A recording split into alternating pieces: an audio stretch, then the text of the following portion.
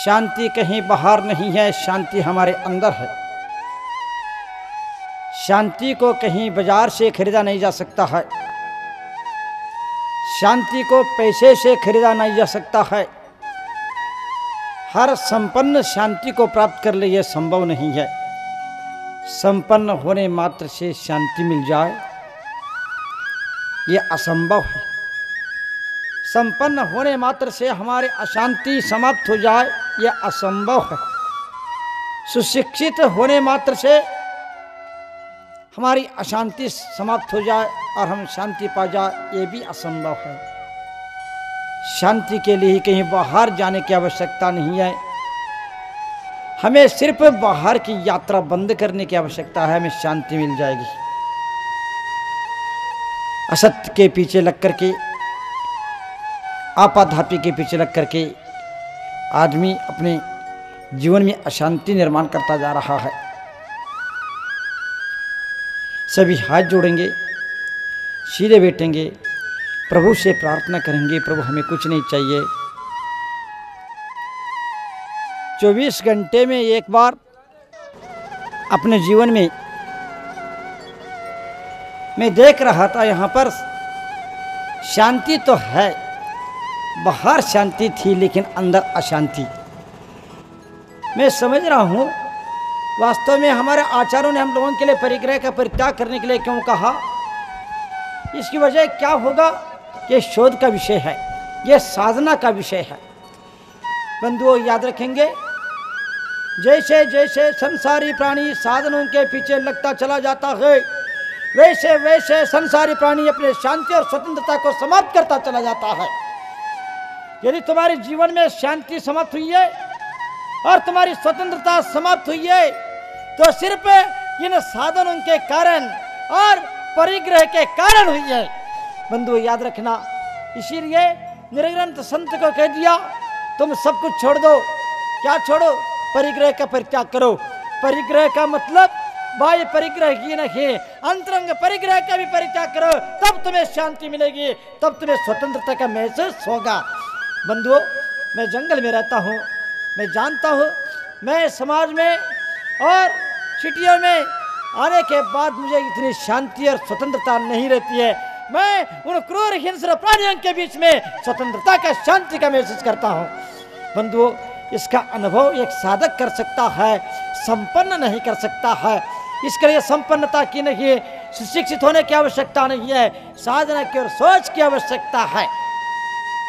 मैं कभी कभी बहुत चिंतन कर लेता हूँ, आचार्यों ने हमें सामयिक करने के लिए क्यों कहा, सामयिक में क्या होता है, सामयिक क्यों करना चाहिए, ध्यान से सुन लेना। वास्तव में आचार्यों ने हम लोगों के लिए सामयिक किसको कहते हैं, मुझे आज साधना करने के बाद एहसास होता है। सामायिक चारित्र और सामायिक, इन दोनों में अंतर है, लेकिन सामायिक से भी बढ़ करके सामायिक चारित्र होता है।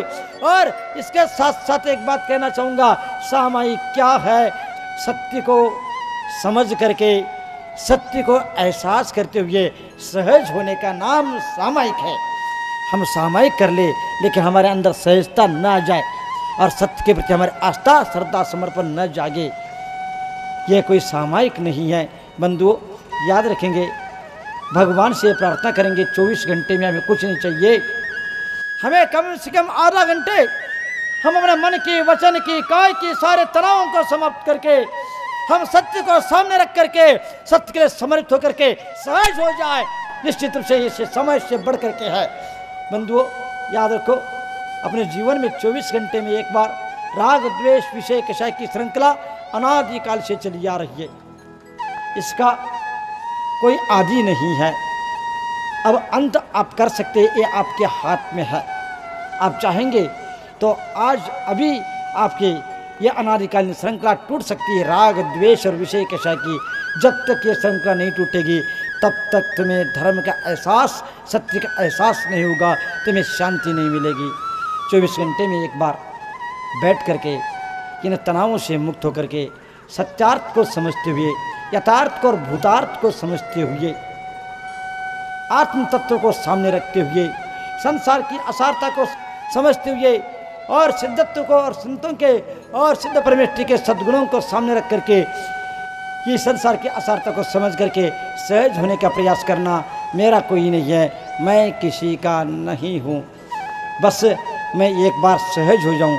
इस प्रकार से चलेंगे, हाथ जोड़ेंगे, सीधे बैठेंगे, प्रभु से प्रार्थना करेंगे कि ये उतार चढ़ाव, ये कर्म का उदय, ये राग द्वेष विषय कषा की श्रृंखला समाप्त हो और हम सहज होकर के शांति का महसूस कर सके।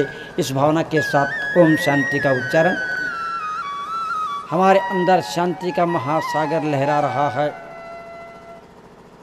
हम उस शांति के महासागर में डुबकी लगाने की आवश्यकता है, कहीं बाहर भागने की आवश्यकता नहीं है। प्रभु से ऐसे प्रार्थना करें, हे प्रभु हमें ऐसे शक्ति दो, ऐसे ताकत दो, ऐसा बल दो, हम किसी भी स्थिति में, किसी भी परिस्थिति में, कैसे भी अवस्था में हम अपने जीवन में सहज होकर के उसके सामना कर सके और सन्मार्ग पर चल करके शांति को प्राप्त कर सके। जो व्यक्ति जैसे जैसे सत्य को समझता चला जाता है, वह व्यक्ति विस्तृत होता चला जाता है, विशाल होता चला जाता है, वह किसी भी संकीर्ण दायरे में बंध नहीं सकता है। यदि तुम किसी भी संकीर्ण दायरे में बंधे हो तो मैं समझता हूँ तुम सत्य को नहीं समझे हो। सत्य को समझने वाला, मैं कभी सोचता हूँ सत्य को विश्वव्यापी व्यक्ति कैसे बनता है। सत्य के पीछे लग करके, सत्य को समझ करके, सत्य को अपने जीवन में उतार करके वह विस्तृत होता चला जाता है, विशाल होता चला जाता है। आकाश से भी अधिक विशाल यदि कोई हो सकता है तो सत्य के पीछे लगने वाला हो सकता है, सत्य में समाहित होने वाला हो सकता है। बंधुओं, तुम अपने आप को आकाश से विशाल बना सकते हो, विश्वव्यापी बनना चाहते हो, तुम सत्य में समाहित हो जाओ। सत्य तुम्हें विश्वव्यापी बना देगा, तुम्हें विस्तृत बना देगा। यदि तुम स्वार्थ और संकीर्णता से बंधे हैं तो समझ लेना तुमने सत्य को नहीं समझा है। सम्यक दर्शन क्या है? मैं तो ये कहना चाहूंगा, सत्य के प्रति श्रद्धा का नाम सम्यक दर्शन है। सत्यार्थ के प्रति श्रद्धा का नाम सम्यक दर्शन है। सत्य को स्वीकारने का नाम सम्यक दर्शन है। असत्य का स्वागत नहीं करने का नाम सम्यक दर्शन है। बंधुओं, बहुत सुंदर व्यवस्था है। बस आचार्यों ने देव शास्त्र के माध्यम से, 7 तत्वों के माध्यम से उस सत्य तक पहुंचाने का प्रयास किया है।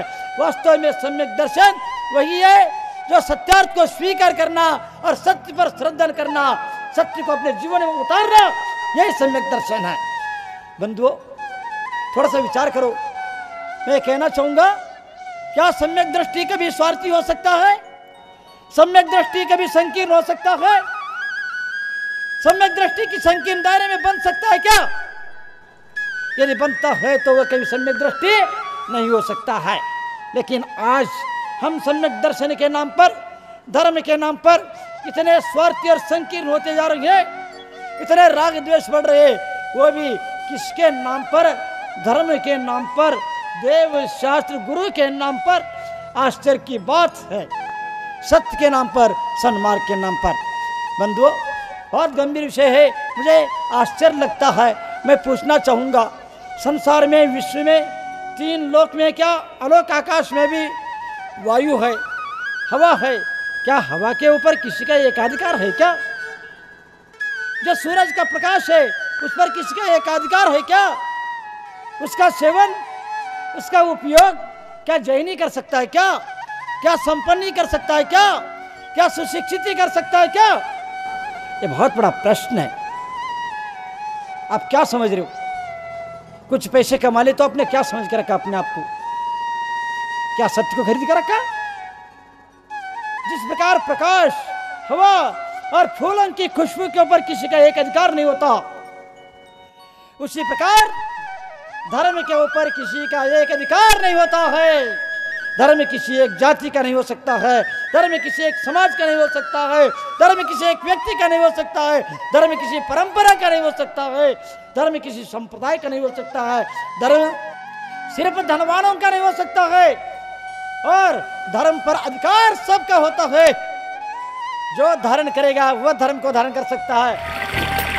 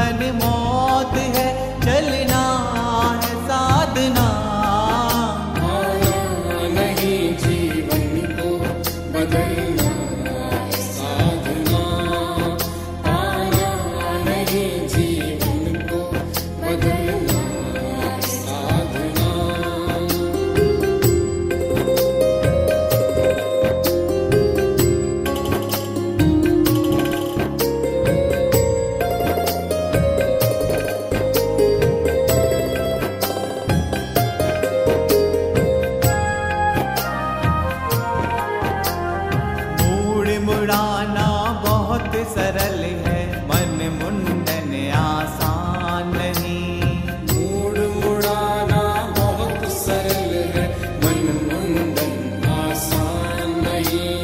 व्यर्थ बहुत रमाना तन पर, यदि भीतर का ज्ञान नहीं।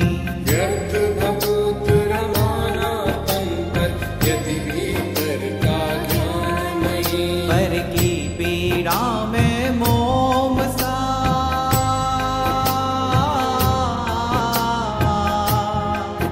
पर की पीड़ा में मोम सा, पिघलना साधना। पाना नहीं जीवन को बदलना साधना, पाना नहीं जीवन को बदलना साधना।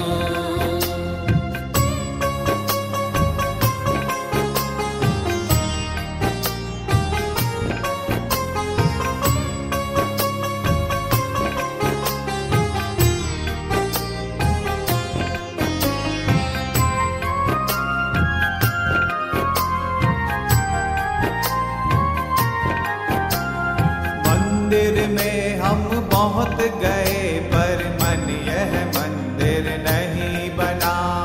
मंदिर में हम बहुत गए, पर मन यह मंदिर नहीं बना। व्यर्थ जिनालय में जाना, जब मन जिन सुंदर नहीं बना। व्यर्थ जिनालय में जाना, जब मन जिन सुंदर नहीं बना। पल पल समता में इस मन का,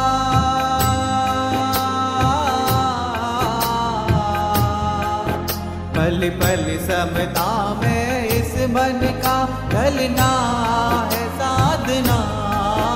पाना नहीं जीवन को बदलना साधना, पाना नहीं जीवन को बदलना साधना।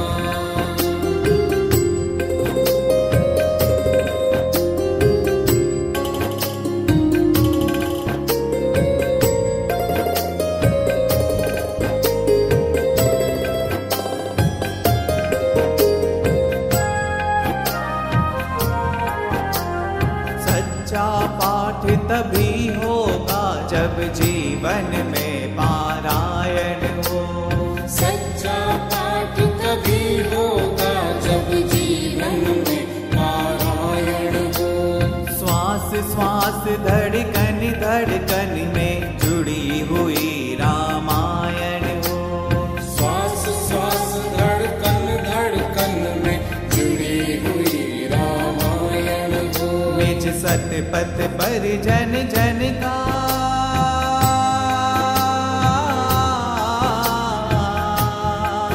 निज सत पथ पर जन जन का, चलना है साधना।